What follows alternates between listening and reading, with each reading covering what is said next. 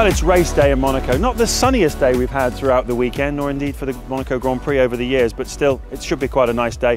Little chance of rain possibly later on, like we had in qualifying. It's a fine drizzle, but it didn't really affect things too much. So, of course, people have been pouring in by trains and boats and planes from all over the world for this unique race on this totally charismatic 2-mile Monaco Grand Prix circuit. They've been racing here since 1929, ever since a man called Anthony Nogues thought it might be a good idea to have a motor race around the streets of Monte Carlo. They go past the casino where many high rollers have been spending some money over the course of this weekend. Monaco is truly unique. And what kind of race can we expect here this afternoon? Well, clearly at the front it's going to be an in-house battle between the two Mercedes drivers, as it has been pretty much for the last 3 years, with Sebastian Vettel in the Ferrari hoping to get involved as well.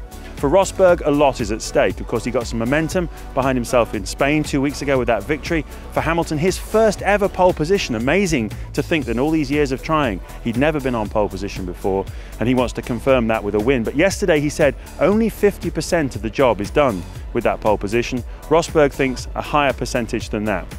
Nevertheless, this race can be won from second and third on the grid. Lewis Hamilton himself did it back in 2008, so there's hope there also for Vettel, who thinks that in race trim they will be closer to the Mercedes than they were in qualifying. He was fastest, remember, in free practice 3 on Saturday morning.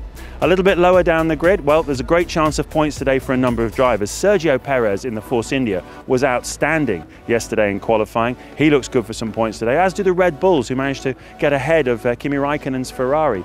Some others to watch out for: Max Verstappen in the Toro Rosso has been very quick throughout this weekend. He's starting in the top 10, great chance of points on his Monaco debut. His teammate, though, in the Toro Rosso, Carlos Sainz, out-qualified him yesterday, but then he missed a compulsory weight check on the way back into the pits, and he'll have to start from the pit lane, and there is nowhere on the calendar worse to start from the pit lane than here in Monaco.